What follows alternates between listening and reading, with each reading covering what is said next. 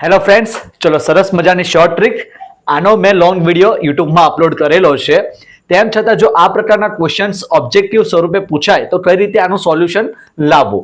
મિત્રો, અહીંયા આપણે P/Q સ્વરૂપે આ સંખ્યાઓને દર્શાવવાની છે. ઓકે, અહીંયા પોઈન્ટ પછી 6 બાર છે, તો જે પોઈન્ટ પછી અંક આપ્યો છે એને લખી દો. 6 આપ્યા છે, 6 લખી દીધા. ઓકે, જે સંખ્યા પર 12 છે એની જગ્યાએ એક વાર 9 લખી દો. સમજી ગયા? 6/9. હવે આનું આપણે સાદું રૂપ આપી દઈએ અથવા તો લોપ કરી લઈએ. જે અવયવ છે એને દૂર કરીએ તો 6 એટલે કે 2 તાલી 6 અને 3 એટલે કે 3 તાલી 9. તો 2/3 આનો જવાબ બની જશે. ચલો, 0.47 અને 7 પર 12 છે. તો અહીંયા શું કરવાનું?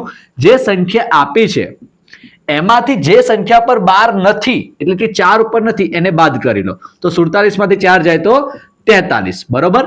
જે સંખ્યા પર 12 છે, જેટલી સંખ્યા પર 12 છે એટલી વાર 9 લખી દો. 9 લખ્યા. 7 ઉપર જ છે, એક જ સંખ્યા પર છે તો એક વાર 9 લખ્યા. હવે એની પાછળ લગાવી દો 0. કેમ 0? તો જે સંખ્યા પર 12 નથી એનો લખશે 0. ચલો, ત્રીજું અહીંયા જુઓ. 34 આપ્યા છે તો 34 માંથી તો પહેલા જે સંખ્યા પર 12 નથી એ બાદ કરો. 3 બાદ થશે તો આવશે 31. રાઈટ.